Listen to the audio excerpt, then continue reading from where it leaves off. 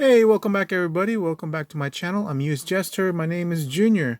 Today we're going to be reviewing the Soul of Chogokin GX105 50th anniversary Mazinger Z. This is the Kakume Shinka version. I was not going to get this because I already have the GX01, but this thing has so much play feature, a lot more range of movement, and seems to be more closer to the style of the cartoon in the 70s that I decided I'm gonna go ahead and get it. I have the DX version on pre-order at Big Bad Toy Store, and that was one of the reasons why I did not want to get this as well. But I feel that it's got a lot of stuff going for it. So there it is, the front of the box. And this figure can achieve that pose. It's that articulated. It's very, very close to the articulation of the SRC Mazinger Z. And here's the back of the box. I don't know. I mean, I don't know what it is with the Japanese boxes. They, especially these, the Chogokin one, they are so colorful and so interesting. But this basically conveys what you can do with the figure. And it's very colorful. Here is the instruction manual. Again, same thing. It's just got a lot of colors, very premium paper. This is almost straight out of the cartoon, so they copied the style and everything, and I just love that. So this the black and white version. I almost got this one. Is it the Garuda and something else? I can't remember. I almost got the set that has these two and the one with Minerva and Aphrodite. I still might, but to get all five, it's going to be like $500. And like I said, I already have the DX version on pre-order, and that's $800 already. So I don't know, but man, it would be so nice to display all of them all together, including Boss Borat. And here's the figure out of the box. It comes with the Scrander, the Pilder. What is this? Oh, that's for the missiles. Two hands, open hands, and stuff. Let me take it out of the box.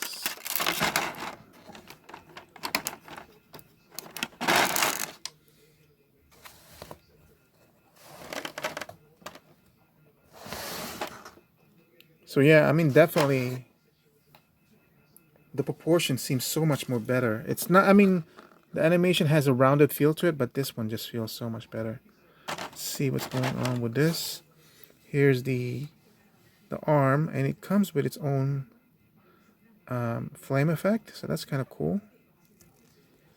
Swivels. Has a little bit of give back and forth, but you know, not a lot, but it's okay. And then of course, oh, look at that range. I love how they covered the joint up completely like that. All right, so this goes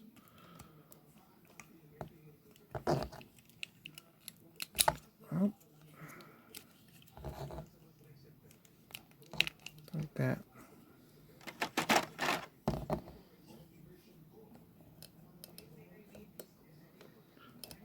Interesting. So there's a certain way of putting it, and then obviously you can twist it like that. Put the Pilder on. Seems to be only by friction.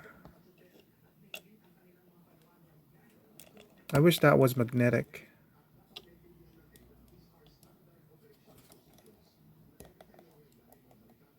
Okay, look at that. Mazinger Z. Range of movement goes like that. It's articulated at the base of the neck a little bit, or the base of the head. Twist by that much. and the faceplate comes off. So by twisting it too much, I think the faceplate will just automatically pop off. See, it's beginning to get wide. And it also has articulation at the base of the neck. So then you can really get a lot of movement if you join both articulation points. I'm going to take off the powder for now because it's kind of loose up there. Then let's see how it goes up. Wow, oh yeah, it goes up pretty good. Yeah, by doing this pose, it exposes this gap over here at the base of the neck, but that's okay because if you're doing flight pose anyway, you can barely see it because it's so dark in here and it's black. But that's like, this is the flight pose, so that's pretty cool. Look at that.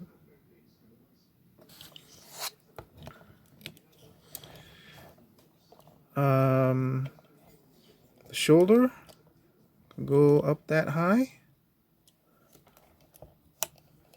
Goes all around, obviously. So watch out for those tips. It has a pull out, but I don't know why it would need it.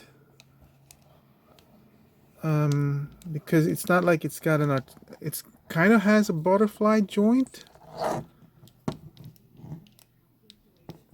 But there's not a lot of range to it, so. But it does have a pull out on the shoulder. Here is the bicep. Look at that. It goes more than 90 degrees. And it goes around as we've seen before. I already showed the wrist. This is the effect that I was referring to. It's not showing much, but which is good because you can barely tell there's a circular tab here or thing here. But when you press that, it basically lifts this and releases the arm. Watch this. Yeah, that works like that. Look at that.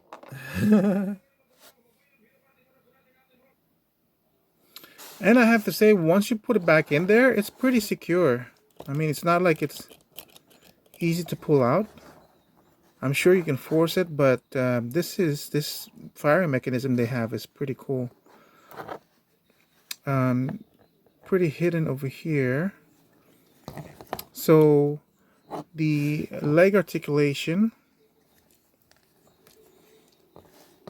goes outside like that's it, and then forward like that, and then for the knee it goes, wow, more than 90 degrees again. The way they hide it with this mechanism on the knee, that's so cool. It keeps the sculpt pretty secure. And then also that's it for the ankle, and that's it for the ankle. Now the trick in increasing the range of articulation is it's got a lot of pullouts. So you notice this ball joint, which is nicely hidden. You can actually pull that out, and it shows all that metal part over here. This is also metal. Well, no, it's plastic. And also the same thing for the ankle. See? It makes him kind of weird looking. But the change in range,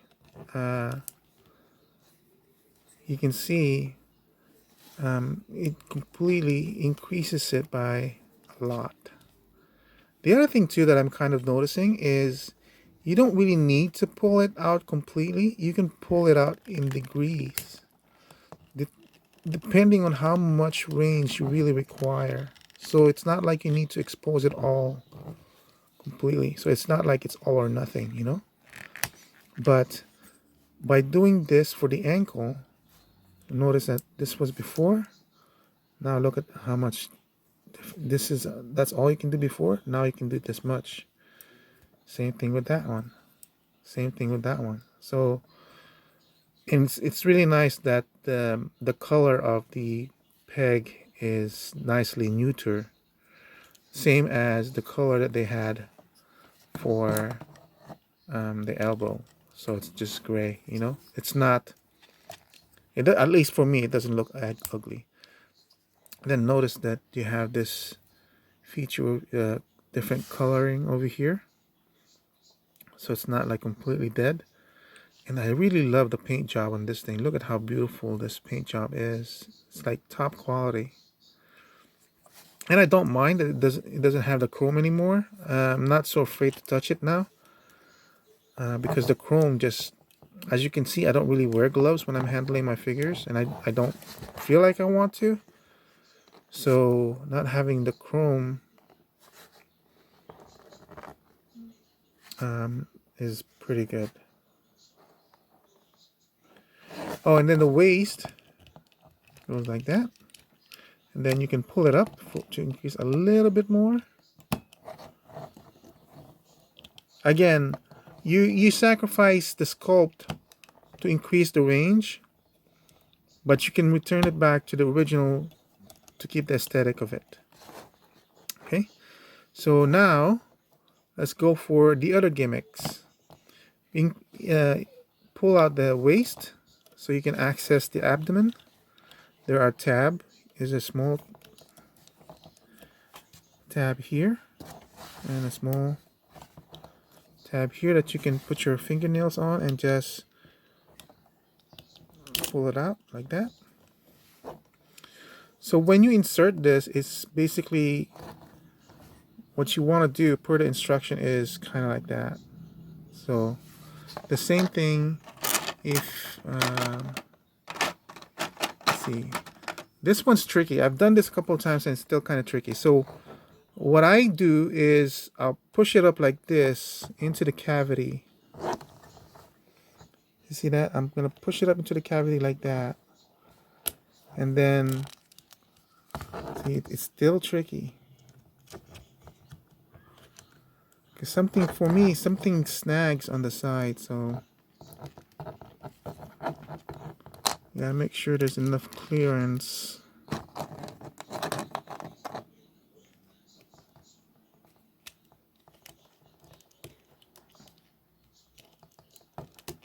There. You have to shove it in because what you need to do is this hole over here has to line up like that. That's how I do it. But I've done it a couple of times and it's still kind of hard to do. And then, that looks cool too, by the way. The missile. Go in there. Is it in there? Okay, then press the button. Yeah. Man, that thing's pretty strong too. Stronger than the arms. Right, so let me put that on. Let me put the belly back on.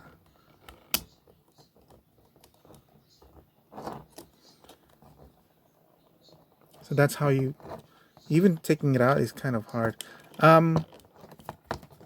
It might be dangerous to keep on flipping this back and forth because you're going to be rubbing paint for sure. Oh man, let's see how that hard it is. So putting back, this one is easier to put in, see? So I'm not entirely sure why it is, what's hitting this one.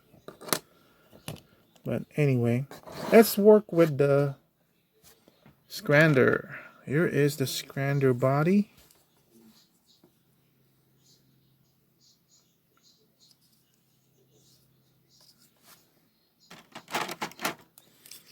Here is the wing. Different kind of coloring. This one's painted. Here's the other one. When you install the wing to the Scrander, notice that this side, the one with the painted side, has a notch in here. This one does not.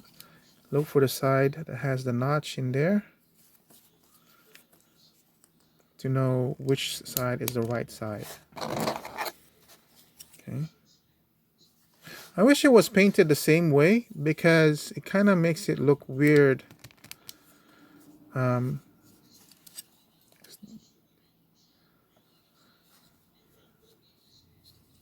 And a different shade of red in this one. Yeah, I wish both sides were painted the same way.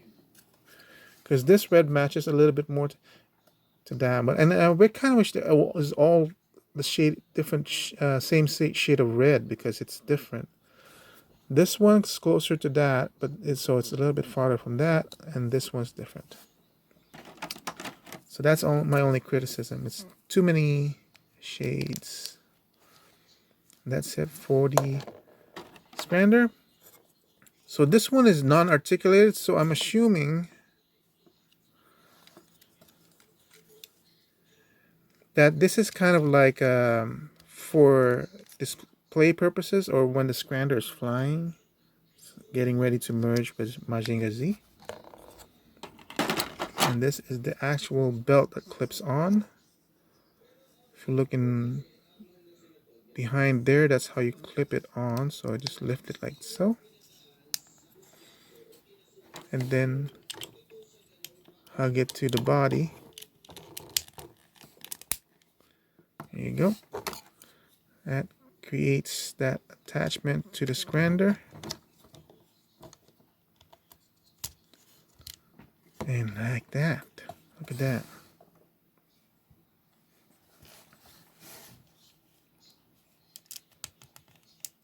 Look at that. This is almost like the pose for Great Mazinger.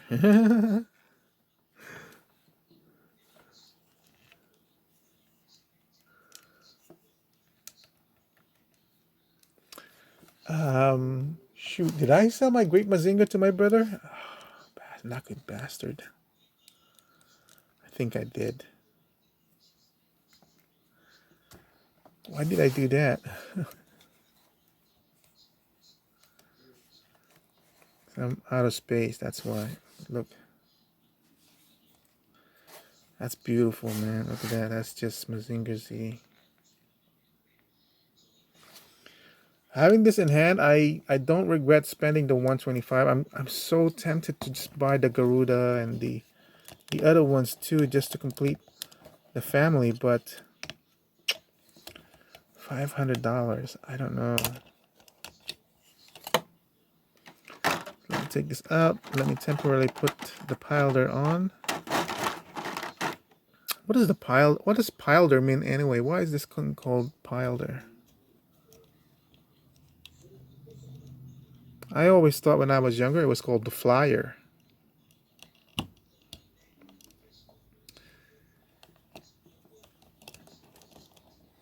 There is Mazinger Z. I love it. I love the aesthetic of it and the proportions. So let me bring out my old great Mazinger. You can tell there's a lot of differences in terms of proportions between these two. Now, like I said, I have a GX01, but it's in the box and I don't know where the box is. But the proportions on the GX01 is very, very similar to the Mazinger Z. So I feel like the proportions on the new one is definitely a lot better.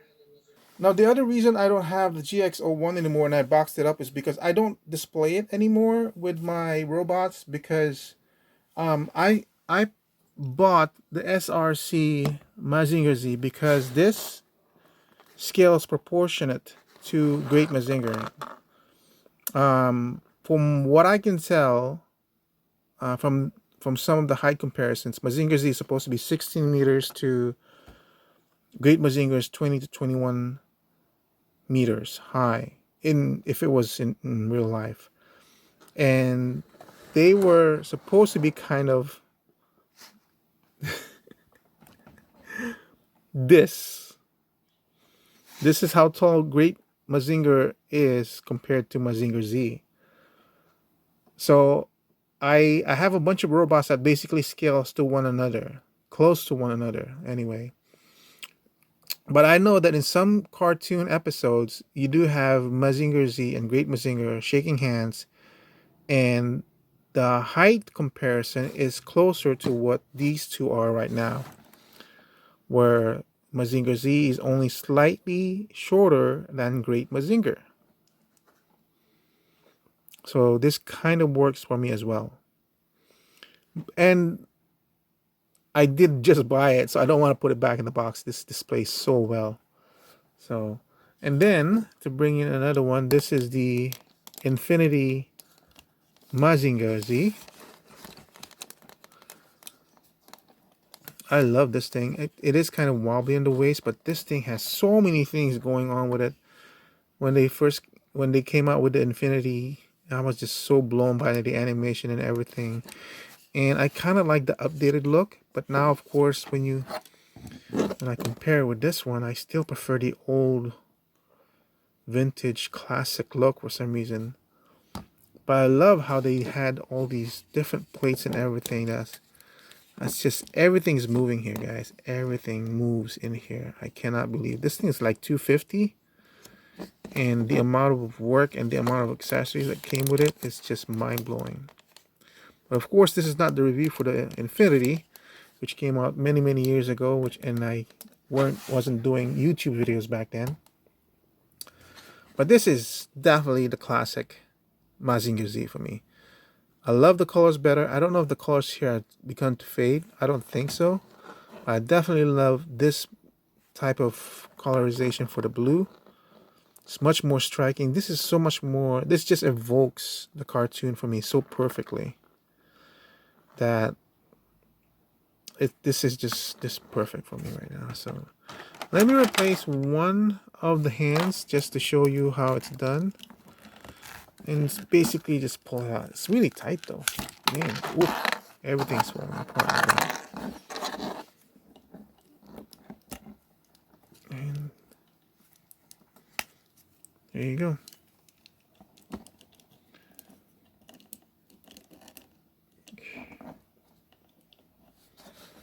Definitely nice. Oh, and before we go, I should have shown this earlier, but I'll show it to you now. Is the head. Oh man, I'm gonna have to figure out a way how to fix this pile there, because I cannot stand that. It keeps on coming off. Either blue tack or magnets or something. Look at that face.